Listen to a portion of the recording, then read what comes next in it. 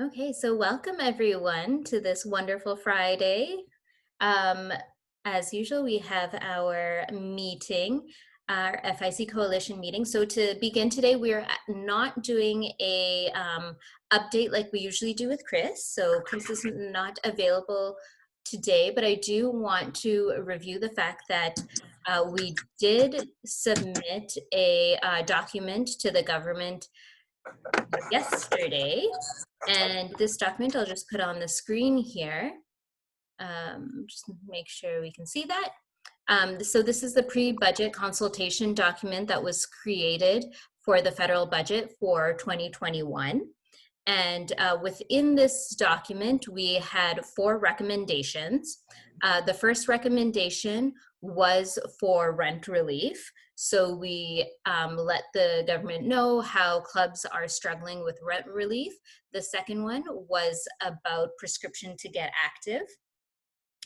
And then the third one was about the fitness tax credit, so tying that into the prescription to get active program and motivations for exercise, as well as getting people more active during the pandemic or recovering or coming out of the pandemic, hopefully. And then the fourth was actually to do a piece of research, because in Canada we don't have too much research that is dedicated to our industry and COVID-19. We have asked the government to do a piece of research. So I will be sending this out so you can go through the details of this and see what it is that we have submitted to the government. So I just wanted everybody to be aware of that.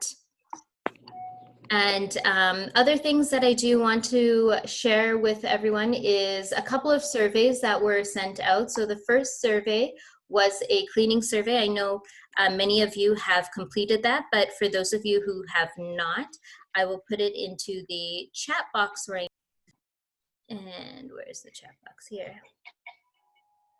So I'll put it into the chat box. If you have not completed this survey, please do so. It will only take you 2 minutes to complete it. So do take the time to complete that survey.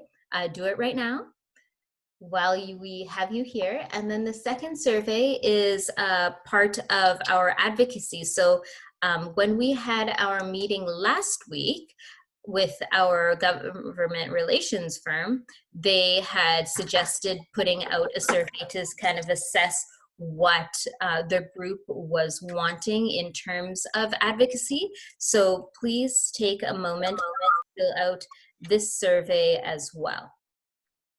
So 2 surveys here, and that is required to kind of help us as a group.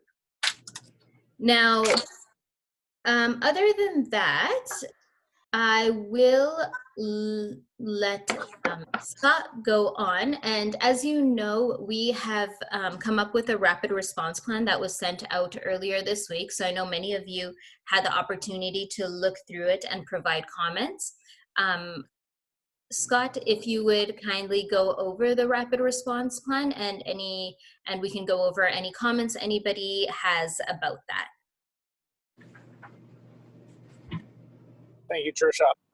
Just really quick before we get into the rapid response plan, the survey about the provincial level lobbying is critically important for us so we can start to develop our strategy with grassroots and to create the fee structure associated. So it's really this group on this call, our provincial council.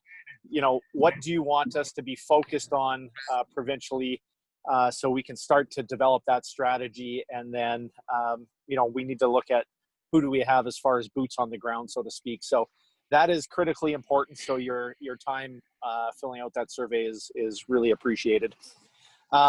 As far as the rapid response plan goes, we sent that out. If anybody has feedback, please send it through, and we'll likely update this document a few times. But the idea is when you know somebody, an employee or a member is positive, you need to be able to react very quickly. So we'll go through a couple scenarios. So the first one is when an employee comes and says, I've been diagnosed as positive. It's obviously very important that they are self-isolating. They're not coming to work. But then who did they work with? Who were they in close contact with? Were they in close contact with somebody for more than 15 minutes? Was PPE used? Hopefully, yes. And, you know, we need to make sure that we notify those employees, send them home to immediately and to advise them to get tested.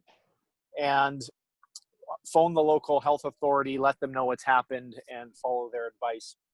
The trickier one is when a member comes in and they develop symptoms while in the facility. So this hasn't happened as far as I know yet, but it very well could, where they show up, they feel fine, and then all of a sudden they have a runny nose and start coughing.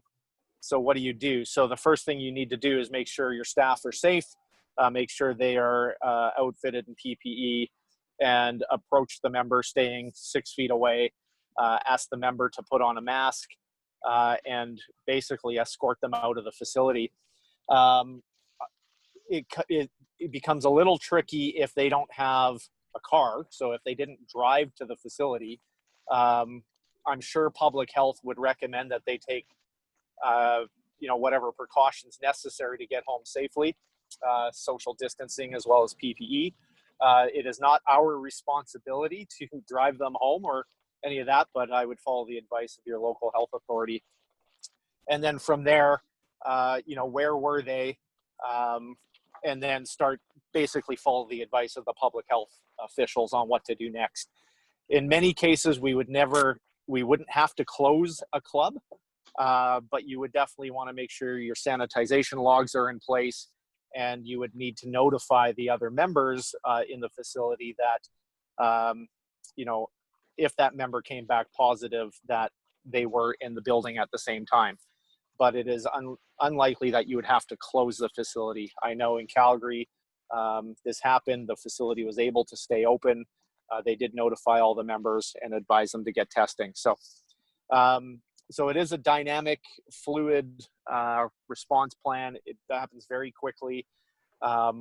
We've had to use it in gym movement once with an employee whose spouse was symptomatic. So we immediately removed the employee from the premises. We removed 2 other employees who they were in close contact with. Luckily, everybody came back negative, but we did have to take that pretty immediate action. And that's really the advice. So I don't know if anybody has any comments now, or if you'd like to review it and send in your comments. And Trisha, I don't know if I've missed anything. This is Carl with Club 16 in BC. Thanks, Scott. That's great details. The comment I made back earlier was I think some of it is case by case, province dependent, because we actually had a case at one of our facilities over the long weekend where we had a possible exposure from one of our members. And in British Columbia, we will hear from our health authorities likely before we even hear from our staff members or members. They're that responsive right now. And I'm not saying they're not in other provinces. And what they advised us was there was such limited exposure or possibility of transmission that they didn't want anyone to get tested. So in British Columbia, in terms of the advice to get tested for staff that have been working with somebody who's been tested positive even, or a member in the facility testing positive, the advice so far from our health authorities in British Columbia is not to get tested and to observe for symptoms. And I only say that because the health authorities, when I spoke with them in this situation, they were adamant about telling our staff, do not ask for tests. There's no reason for anyone to get hyped up, that's a bad word for this, but amped up about this situation. Do not request anyone to get tested. So I think that's more of a case by case. So we may want to change the wording of require your staff or members to get tested to get the advice of our health professionals, because in this case, they just said observe for symptoms and call 811 if you have any questions. That's excellent feedback. Yeah. It's Angela here. I can only concur. We had not a COVID case, but we had just before we closed, we had a chickenpox case, and the health authority were on before she could tell me. And then all we had to do is essentially put a poster up within the facility that somebody had chickenpox, and so you should monitor for symptoms. And that was pretty much it. So the only concern I have with, and I think I pointed that out on the comments, actually my daughter did it, is the cab driver. Kind of, I know what you mean. We are not required to send drive somebody home who may have been exposed to COVID, be it an employee or a member, but to put unknowingly a COVID person without warning the cab driver, I don't know if that is a fair thing to do, and if that could not come and get us in the behind at one point. I think what Scott was suggesting that is if somebody was displaying some symptoms that had not yet tested positive, that we would ask them to leave the facility.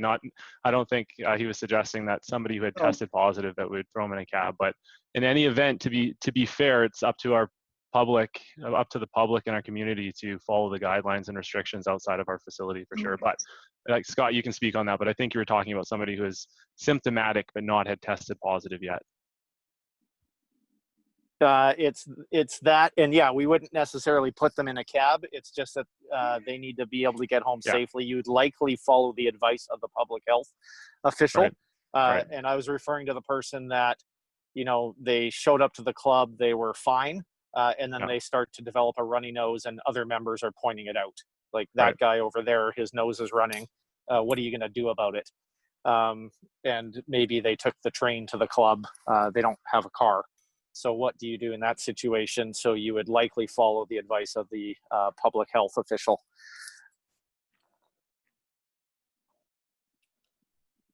Great, thank you. Do we have any more comments on this topic?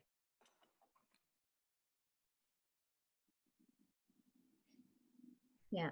Well, I will send out this document once more, just in case anybody has missed it. And that way, please provide any feedback you have, any comments or concerns you have about it. And that way we can kind of work it into a document.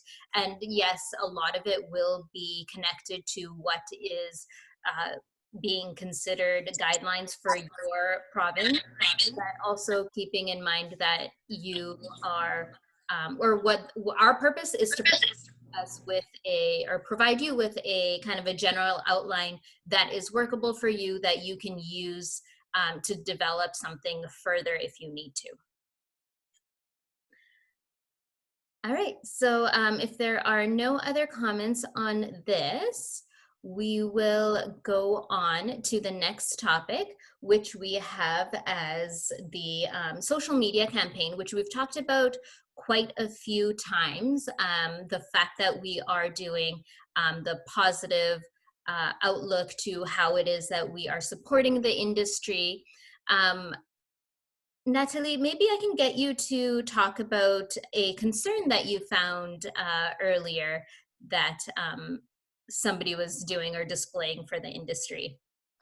It's a master trainer of a program that's launched her own fitness business, and she was doing everything online, and now she filmed something in the park as a promotional video to bring people to it, and they're high-fiving and they're doing all those kinds of things. And so I wrote to her and said that actually, talked about the sanitary protocols that we have, and invited her to connect her with the Ontario people. And she said, well, when we filmed it based on what the film industry is supposed to have. And so her and I having a bit of conversation now about what might be misleading, might not. But I think it's just an opportunity for us to connect with the people that are putting stuff out there, as Scott said, week after week after week, that might not be following the protocols. And the purpose of it, to be clear on this positive campaign, is not just to make us feel better about ourselves and to keep it internally to the industry, but to put it out to that. So Scott had the great idea of tagging or atting or whatever some of the media that we've been working with. Many of us have had some contact with the media at some point, and making sure that they're aware of that. And then I suggested that we also tag the government officials that we've been working with on all of this, so that it goes beyond FIC and ideally even beyond the industry. And so Scott also talked about making sure that your trainers and instructors and your staff, that are oftentimes the ones that are actually have an audience on there that is bigger than industry people, to try and bring it out to that and see if we can do more of it, so that it's actually PR and not just feel good, but to go beyond who we are. So if anybody else has ideas of people that they would want to either tag or include or forward to or anything else, and whether it be the people we were recently with, or the people that FIC met last year. Like I think about Chantal Petitclerc, that's always been one of our senators, that's always been a great supporter of what FIC does and reposted stuff for National Health and Fitness Day and those kinds of things. And so to get a conversation going, to not just feel good about the people that are exercising, get the people who haven't come back to the gyms back, and then even grow beyond that, to let people know how it is safe and how the fitness industry is taking care of their health even more than ever before. And so if anybody has other ideas of people we can include in that, I know that Trisha's happy to tag and repost and share to wherever she can. This is Scott. I'll just mention one other thing. The Practice Safe Fitness really does have power. So we've put some posts up with Gym Movement and used that hashtag, and we've gotten some good feedback from our members who are still on the sidelines, really appreciating what it is we're doing. In Alberta, we had the negative story about the spin studio, and that's kind of morphed because now one of the participants has basically shared their experience. And so, now more than ever, we really need to show what we're doing, not only for our members, but the general public. And the only way the general public are going to know is if, the message almost goes viral. So that's the whole thought behind making sure that the media outlets are aware of this campaign of hashtag Practice Safe Fitness. Thank you. Yeah, so if anybody has any pictures, please make sure that you tag FIC in them so we can share them and then connect it to the media. Also, yesterday I sent out a range of infographics that was created by Nick Cornell about the gyms versus shopping. Nick, did you want to speak quickly about that?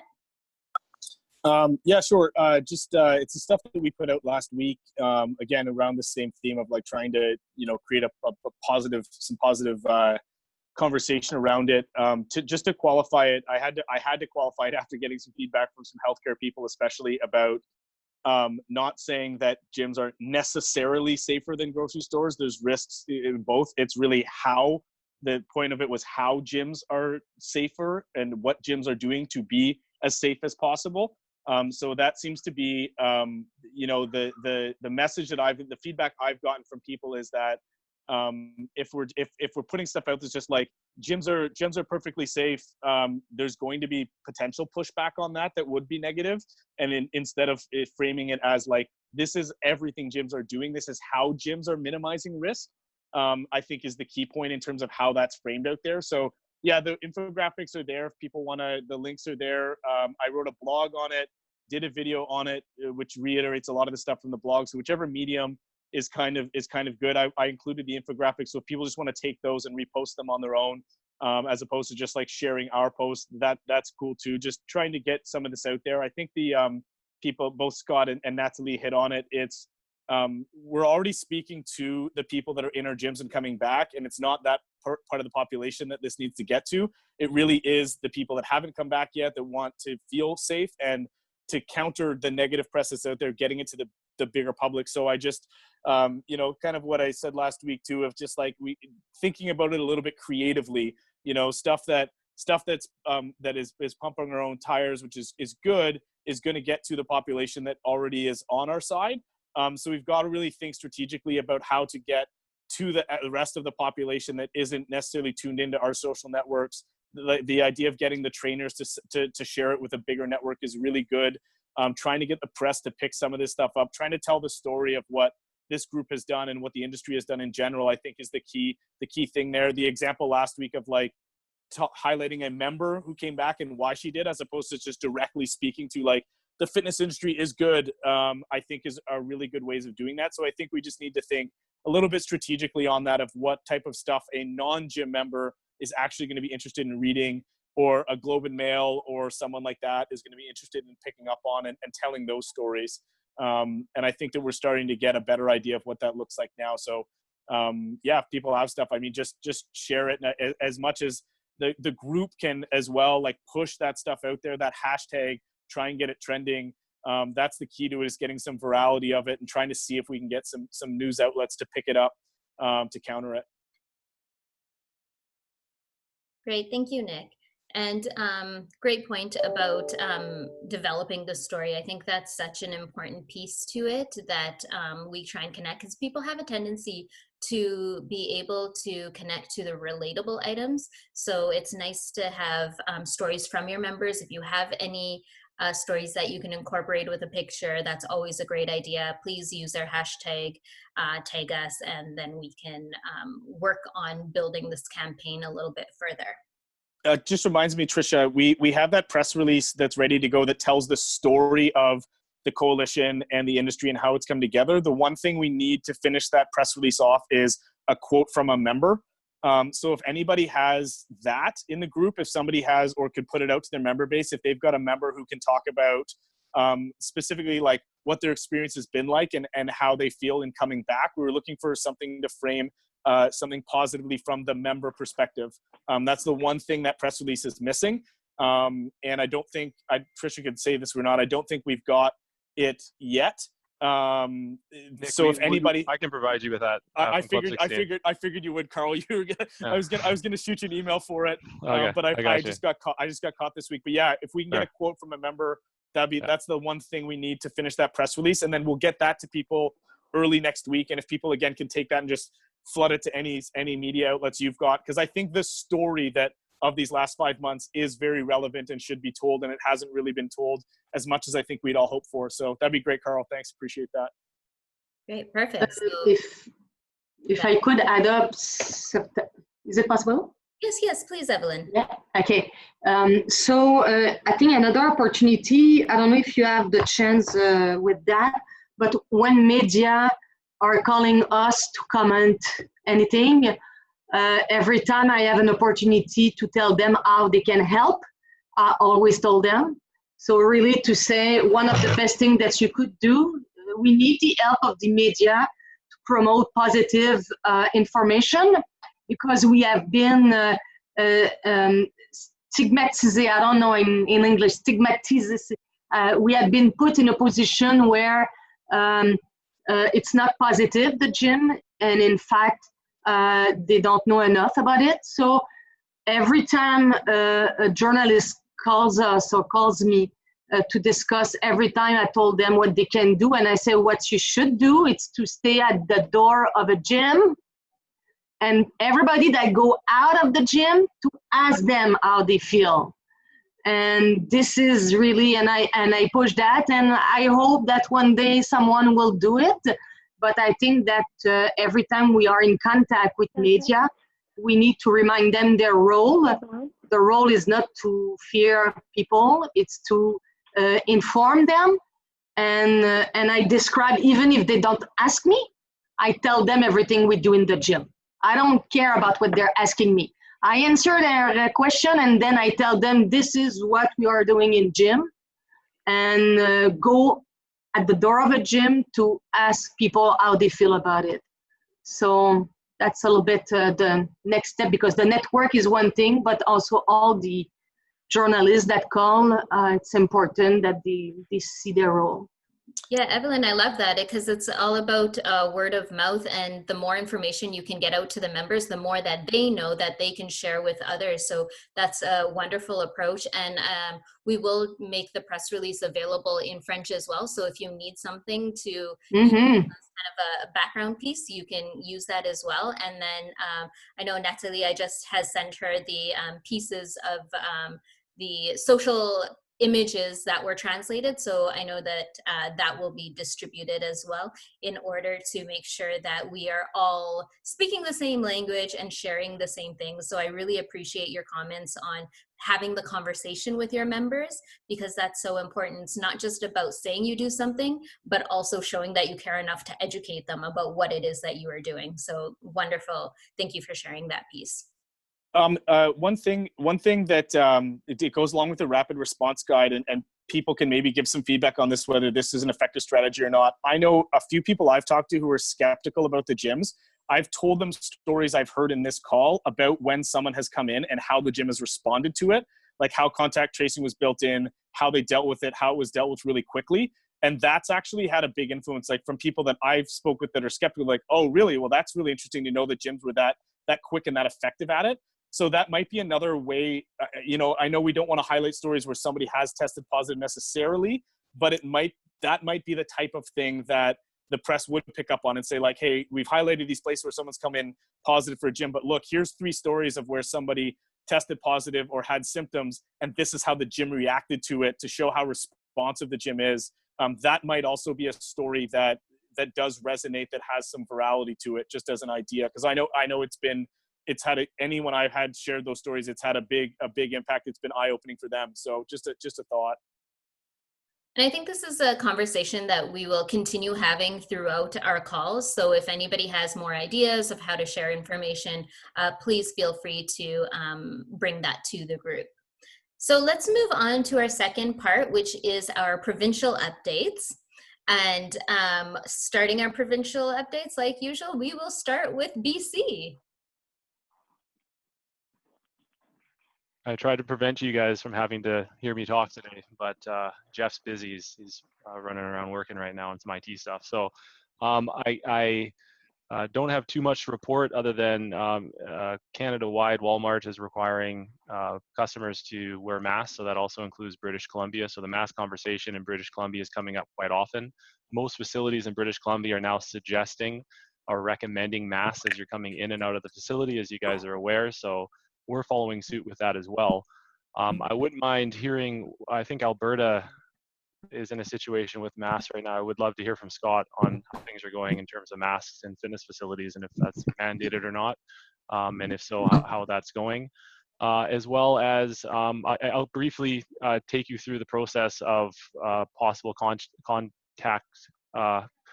contact exposure in our facility. I know we reviewed this with the great review from Good Life a couple of weeks ago as well. But the health authorities had contacted us prior to the member even contacting us. We were told that when the member was on site during the times and the days, within an hour we were able to pull the contact tracing report to know what members were on site, what clients, the personal trainers, as well as what members may have been using our services such as tanning and hydro massage. We pulled the report. Within an hour, we sent a email that the Fraser Health Public Health Authorities had put together for us that they wanted us to send to our members. We sent that to our members. We sent a Club 16 email as well, reminding them of our procedures and guidelines and why it's important to follow them to all the members that could have had exposure. We also were required to obviously connect with our staff and walk them through what had occurred. And we were required to email a email that Fraser Health put together for us to any staff directly. Even if we contacted them over the phone, we had to email them a letter from Fraser Health explaining the situation, the time, and the day that this had occurred. And then above and beyond that, we, myself and a regional manager were on site to coach our team, provide a template or a script for any questions that they may get, such as why don't you have to shut down? Why aren't staff isolating? Why aren't members isolating? Why aren't you notifying all members? And like that. And it was a really positive experience because the health authorities We're fairly impressed with how educated the member was that had contacted COVID-19. I guess part of the process is they ask, what businesses have you been to and what do you know about their processes and guidelines as it comes to COVID? And this member clearly knew the guidelines. He sanitized his hands before he came in, after he left. He knew the distancing rules. He knew he had to wipe down before and after, and he stated that he followed all those procedures. So what I learned through this is, not that we didn't already know this, but I've started another campaign with our staff, continuing and re-educating our members on this, because it seems like in this case, it was very smooth and an easy transition to educate members, and the health authorities were confident in what we were doing based on what the member had shared. So my advice, as I like to give advice as it comes to COVID-19, is just to make sure you continue to educate your members. I know that there's some fitness facilities opening up in British Columbia where there's not a real strong process of signing off on a piece of paper or accepting the terms and conditions of COVID. I really think that's an important aspect of our facilities in the educational process. So I think most facilities have done that. But that's, just educating your members is going to put you in a strong position. And I share with my leadership group all the time that if this was to happen in your facility, would you get the sense that you're confident and prepared, or do you get the sense that you would be running around trying to fix things that weren't in place today? So always pretend like today is the day that this is going to happen, and know that you're prepared for when it happens. And that's all I really have to share. And again, I'm not up to date on what's happening in Alberta with masks, but once we get to Alberta, if Scott's speaking or whoever, I'd love to hear about the mask situation. Great, thank you, Carl. And that's a perfect segue. So we will move to Alberta then. Well, in Alberta, in the two largest cities, so Calgary and Edmonton, as of August 1st, masks are mandatory in any public space, including retail, which does include fitness centers. However, you are okay to remove your mask once you start exercising. So you wear the mask into the facility, and then once you're actually on the workout floor, you can take the mask off, and then when you leave, you put it back on. So far, so good. Our members have, for the large part, been compliant. Our staff have been wearing masks since we've opened. I'm wearing a mask right now because I'm in a facility. So far, so good. So that's been the biggest adjustment this week. The other thing, just in Alberta, like I said, the cycling studio that had the super spreader event, we're going to need to continue with an offensive campaign, letting members know what we're doing and how we're being safe, as well as the public. I actually saw a couple of boutique studios do a really good video. Hey, this is what we're doing to be safe. This is all the precautions we're taking. So I think the more that we see that and the more that information is shared, the better. So we can start to drown out the negatives. So one of the participants who attended the cycling class in question, and she actually did get COVID, had an article that's circulating just on her personal experience with COVID. Her symptoms were fairly significant. So it really kind of hits close to home that this is a real serious thing. So, I think the more that we, as an industry, those of us that are really working hard to put those precautions in place and can share those stories, the better. And that's Alberta. Thank you, Scott. Let's go to Saskatchewan. Hi everyone. There is not much to report here from last week, actually. I just even searched the news to see if there's anything that I missed.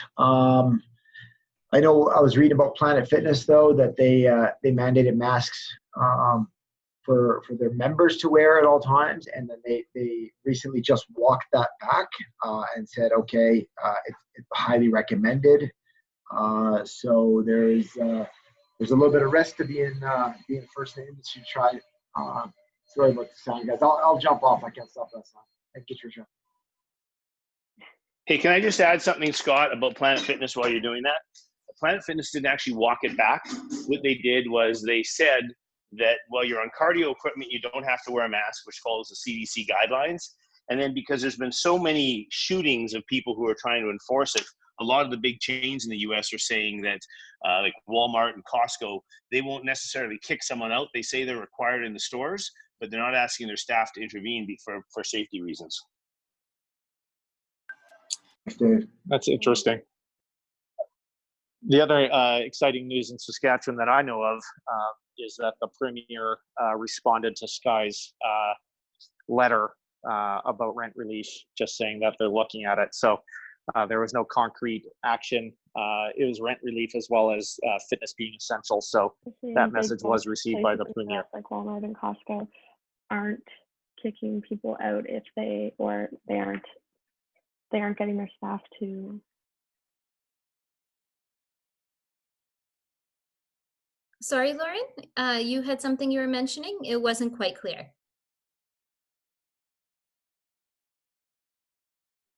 I think she was accidentally unmuted. Oh, okay. All right. Any further comments on this topic before we go on? So just to be clear, Planet Fitness is requiring masks to be worn unless on cardio, and they've walked back having their staff enforce the mask rule. Is that correct, Dave?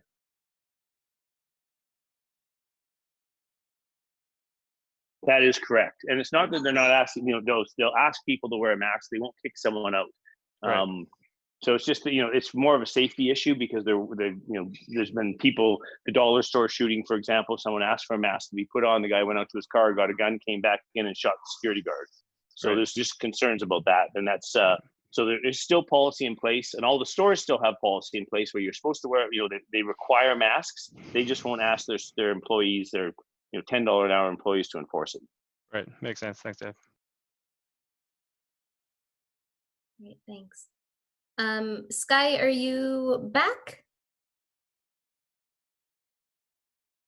All right. Then let's move to Manitoba. Okay, so Manitoba, just kind of bouncing between our chat and the provincial update here.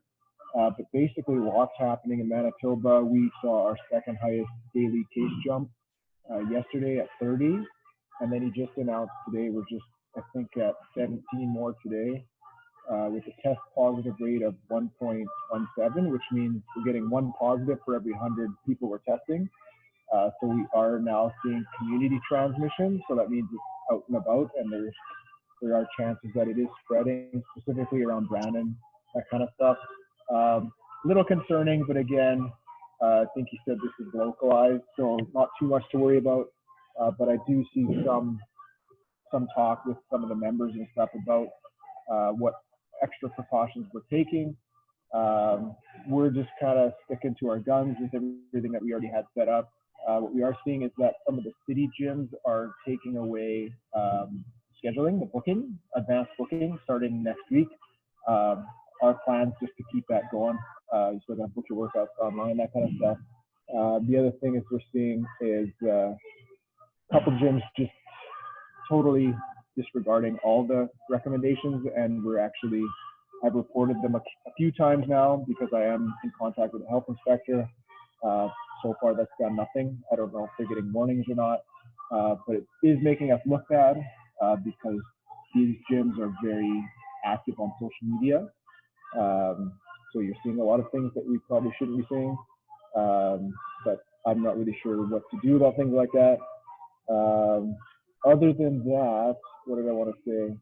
Talking to a few gym owners here, something that I haven't run into, but there's some gym owners who aren't getting relief because their landlords own the buildings. I don't know if this is a thing, but what I'm hearing is that if your landlord doesn't have a mortgage, the landlord actually doesn't get any assistance, which means that they're then not giving assistance to tenants. So I don't know if that's something we can look into. But that's the first I'm hearing about that. Yeah, so other than that, I'm just kind of monitoring this live update on the side here. And we'll probably have more information next week as our cases go up. But that's pretty much it for Manitoba. If I can add just a little comment in there about the SECRA program, because I've been very involved with the 100+ studios in Canada where we've got almost every landlord to accept it. It has nothing to do with mortgages. They don't have to have a mortgage to apply for the program. So some landlords just don't want to go through the paperwork, and they're using that as an excuse. So I wouldn't. I'd let your whoever's you're hearing from that in Manitoba that that's not true. And you can read it. It's all online. It provides all the rules online, and that's pretty clear. You don't have to have a mortgage to have. So with these members, I should just encourage them to keep pressuring the landlord, or? Well, as a matter of fact, check if you have do not evict legislation. I'm not sure, but I believe Manitoba has it. And the legislation says that if you don't pay rent, you can't evict a tenant for not paying rent unless you've applied for SECRA. Right. Okay. Perfect. And they have till the end of August to do it. Sounds good. Okay. Yeah. Because I am getting people coming to me and giving me these stories, because I was able to get my landlord to apply, but it took me being very forceful and stuff. So I assume landlords are just coming up with excuses. So okay, I'll do that. Great, thank you. Let's move on to Ontario. Hi there, Trish and everybody else. So Ontario has moved entirely into phase 3 as of last Friday. So Toronto and Windsor Essex, which were the last holdouts, are now open and functioning. Generally, the acceptance that I am aware of has been fairly well received. I know our facility, again, primarily being seniors, is very, very slow to adopt. And we're seeing very, very low usage numbers. And I understand many of the community centers in the city are dealing with the same kind of thing. But for the most part, it's very positive news. Ontario has had below 140 cases of infection for the last 4 or 5 days now, I believe, or 3 to 5 days, which is very positive.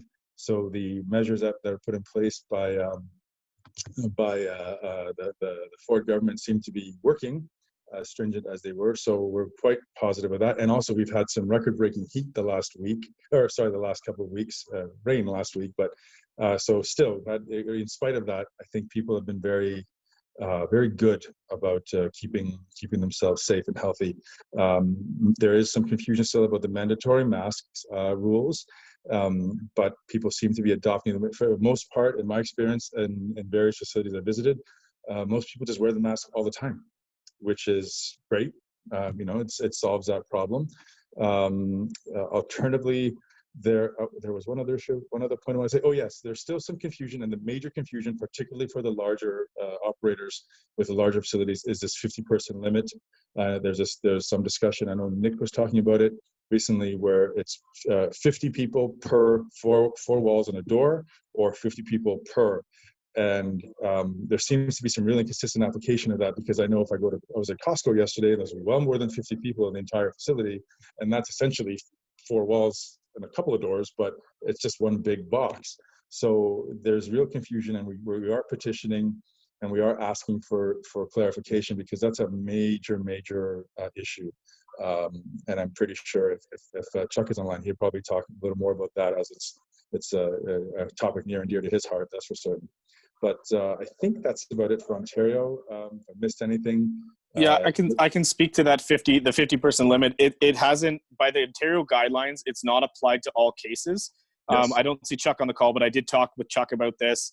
So for example, the 50-person limit doesn't apply to a mall, even though a mall technically is one building.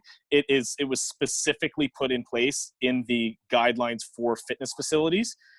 There's been a little bit of traction on that. I know there was an article published about Good Life asking for an exception. I haven't heard from Chuck. I know he's working hard on it. But it seems like it's what they're looking at is those action plans that people are supposed to submit to the government. So if you are a bigger facility who wants more than 50 people, the key is to file that action plan so that they can see what you're doing. And it sounds, the rumblings I'm hearing a little bit are that they'll probably make exceptions on a case-by-case basis, as opposed to making a blanket policy of saying, okay, we're lifting the 50-person limit for gyms that are bigger. So it's really key, if you are a facility that's bigger, that's on this call, that needs to get that limit lifted from 50, like submit your plan directly to the government to show why and what you're doing that makes it safer for you and what kind of space you do have. That's the key thing. In terms of masks themselves, yeah, in most places you're supposed to wear it up until you're on the gym floor, and then you can take it off to do it. I did the podcast I did with Dr. Wells, who's a respiratory illness researcher and expert. It just went live today. He speaks directly to the science behind wearing a mask when doing strength training versus aerobic exercise. So explains like why it's very difficult to wear a mask in aerobic exercise because of like how much effort you're exerting on that, and that it does take blood away from other places, and there's risks involved in that. So the podcast is out itself. I'll try and maybe clip down that specific thing where he talks about the science of masks and exercise. It's maybe like a 3-minute clip. So that might be something worth getting out and sharing so people understand exactly like why you don't wear a mask in certain cases in exercise, or why there is a higher risk of wearing a mask with certain types of exercise. It's not as applicable to strength training, but it is applicable to doing any type of aerobic exercise. And I think that's key. But yeah, I think that confusion is just, and the other thing I've seen, I did another like social media post came across my desk of a gym who was just trying to say like, hey, look at this cool thing we're doing, but they were not socially distanced or physically distanced, and they're not somebody who's in the coalition or on these calls either. So just trying to like reach out to those people and just try to get them to be smart about what they post on social, I think, which is what everyone's finding across the board. There's one more thing about the masks. I believe it was the Health and Safety Association under the Trillium Group. They posted some guidelines regarding the use of masks and specifically why they're not useful as a preventative tool. Now, again, this tends to go against what the medical community is saying, but they're speaking specifically as to the design of the mask. The surgical and even the KN95 mask specifically were called out as not being particularly useful in this situation.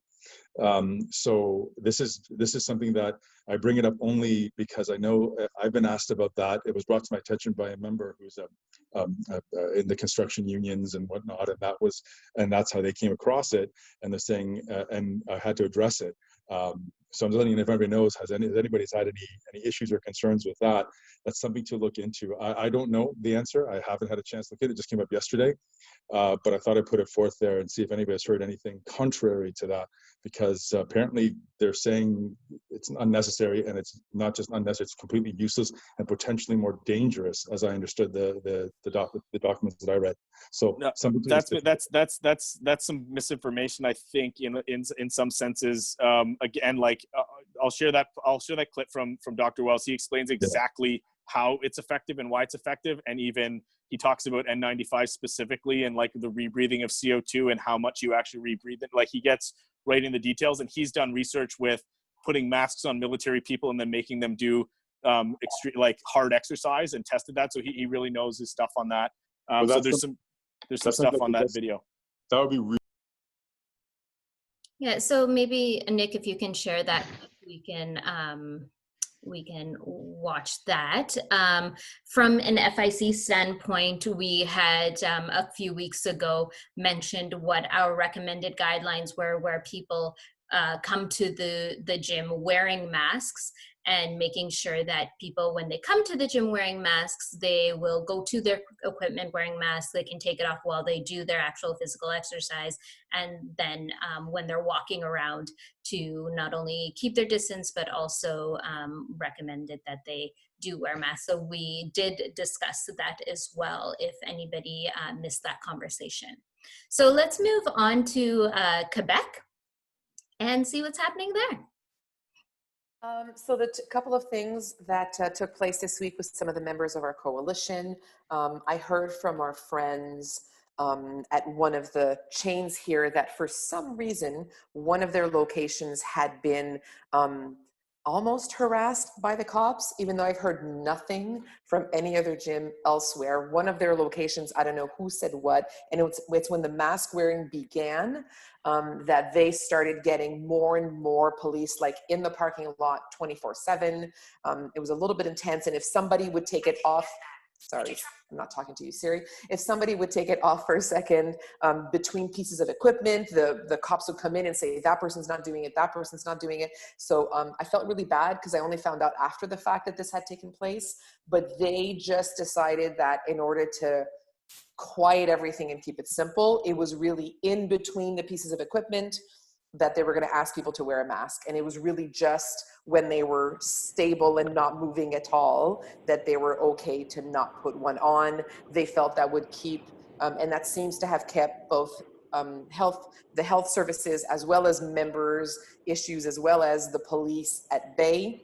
So they pushed it a little bit further than the recommendations that we had received from, or the requirements that we had received from the sport minister here. That was during training, it's okay. And supersetting to me is during training. And so those are the recommendations we had given, but they decided to take it a step further because that calmed everybody down and was a policy that worked for them. And so that's okay. They got to run the business in a way that makes sense. But I have asked to follow up with them to see if there's some sort of distinction between what we got from the sport minister and what the public health service is telling the police in their area to do for them. So that's the first piece that was a little bit peculiar when it comes to that. And we've had a couple of studios come to us and ask about ventilation in particular. They're wondering how they can test, approve, ensure that the ventilation they have in place as we get closer and closer to cooler months is acceptable and not putting anybody at risk. And so I'm asking the group, or I feel like there was something that came out from URSA a while ago. There was recommendations in terms of what the ventilation would be. So if we can pop that in somewhere and I can send over to them, that would be great. Because as they're preparing for winter, they're like, we're not sure if what we have is okay. And they're worried that they'll become a place where the transmissions could take place. And that's it. Unless anybody else from QC has any updates, those are the two things that came up this week. There's one thing that happened in Quebec this week. It's also to go from 50 to 250 person in Nathalie, do you want to say it? Sure. My brain is dead. That's okay. Yes, and so the maximum amount of people per room space, regardless of the size of the space, to go back to what you guys were talking about in other provinces, was set at 50. It was moved to 250, which is good news for the 20,000 feet completely open space gyms in Quebec that were limited to 50. However, the 2 meter social distancing didn't change. And so if you have a room that can fit more, but you still have to social distance, it wasn't really helpful, but it was, thank you for pointing that out, Evelyn. So like concert halls and movie theaters and all those kinds of places can move to that. So it's one 4-walled space. The maximum was 50, now the maximum is 250. So if you had a giant open space, that was advantageous to you if that's the type of a facility that you're running. Thanks, Evelyn. Great, thank you. I don't see Rob on from PEI, but he did send a quick update stating that not much has changed, but there are a few gyms that are inquiring about increasing class sizes. So they are trying to take different approaches. So hopefully next time we speak to him, we can get a more detailed update on that. Through his observation, he sees that more people are wearing masks while they work out, and when they are wearing masks, they have also become more comfortable with each other and started lowering their social distancing. So it's also something that we want to be aware of, especially when it is a more of a perception and optics of what is happening inside a club. So making sure that that is something that we consider when we are connecting with people and figuring out what is going to be safe in the clubs and what we are going to be promoting as a practice safe fitness type of initiative. That being said, are there any other comments that we have for today? Hi, Trisha. Yeah, it's Perry here from Merchant Treasury and Terrace. A few of our clients have posed this question to me, and I gave a general response from my experience of owning clubs, but I have not been in the trenches during a pandemic. So the question was, they're getting asked by clients, members, they want to cancel while they're still in the contracted obligation term of their membership.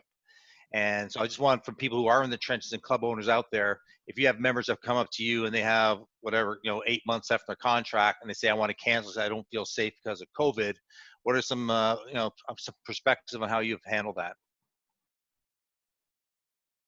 We have two options. One is they can do a complimentary freeze for 90 days, and then we'll just revisit it in 90 days and see where we're at. And the other option is they can pay an early cancellation fee and opt out of their membership. Same at Club 16.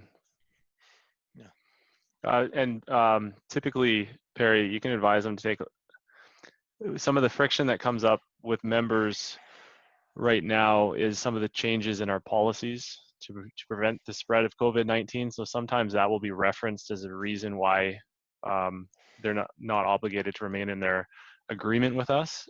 Typically, if you have a strong agreement, you can advise your clients to take a look at the back of their agreement. And typically there's a policy, or it states that you're allowed to change policies, fees, and guidelines, even within term of their agreement. So you can advise them to take a look at the back of the agreement if it gets to that. No, that's great. Thank you, gentlemen. That's a great little addition, Carl, and I was kind of on the right track, even though I haven't been in the trenches for many years. That's good. But thanks, guys. I'll send you a note with that policy on what it states in the back of ours right after this call, Perry. Perfect. Thank you. We did something a little bit different with the resolution fees. If someone stopped, they have to pay the fees, but we credit these fees if they come back within 2 years. So that stopped all the argument, because at the beginning it was a little bit rough for the staff, and we didn't want to put the staff in a situation where all they had to do is to fight with people. So we try to keep them with us, but otherwise they pay the full fees, and these fees would be